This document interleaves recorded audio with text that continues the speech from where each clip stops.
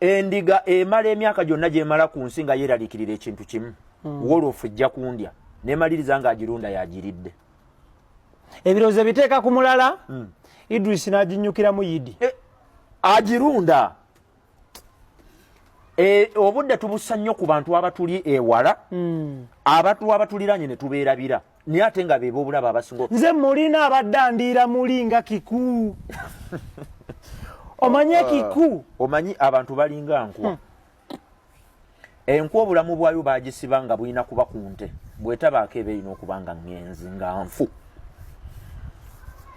bwekwata keeti teta okuta kulina kuba kufa so abantu baffe bano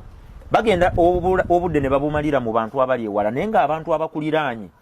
be bannambe ku nnamba esinga obunene ku bantu abagudde nga balina ebintu bye bakola mikwano gyammwe be babasudde ekyo kyo nkyogera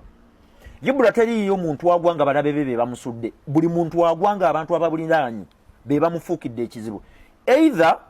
amagezi ge bakuwa gogatwala nga amalungi naye nga mabi nnyo omuntu asobola kuwa amagezi Ibra nga gakuwadde n'ekiruubirirwa ekirungi naye nga gakuwadde gakusuula okugeza sobola okujja n'enkubuliako oko nti njagala kwewola emiliyoni 2 nga mbutuufu nga mukwano gwo olw'okuba tugamba tulina ekibozi kye tuyisawo ku social media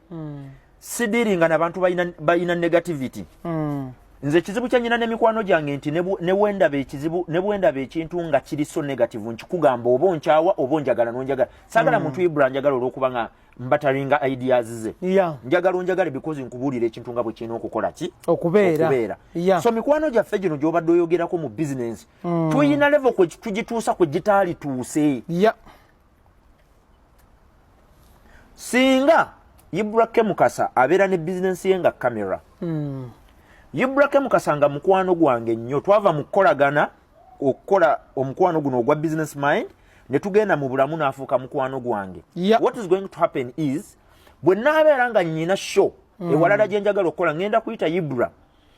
mukozese naye sijja musasula nga bwe naalisasudde muntu mulala avudde ebbali gwe sitamanyi olw'okuba nga nkimanyi nti Ibra mukwano gwange sijja kufaayo nnyo ku bizinensi ye ya kamera oba afunye oba tafunye wabula nze kyenkulembeza mukwano onfuna nabawa strategy mu bantu b'oba osinga okuseera tandikira ku mikwano gyo bw'oba otunda t-shirt emitwalo 2 gimuguze ena ate tomusalirako lwaki ensonga eri emu mikwano gyaffe be bantu abali directly abatufunamu ssente mu mikolo gino wammanga birthdays ofunye obuzibu nnyina okujja ku poliisi nkutaase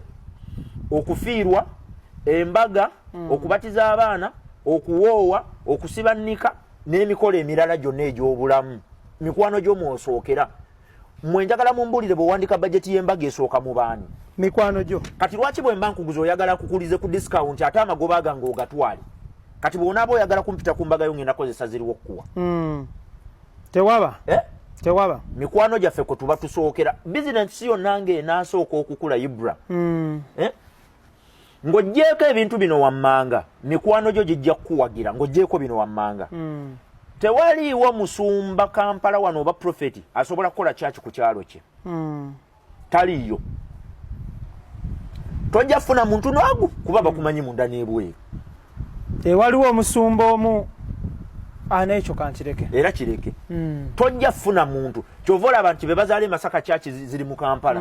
be bazaala Emityana kyaki ziri wano naye mugamba agenda agikola Emityana olabe totawaana tojja bafuna bakumanyi nnyo onfuna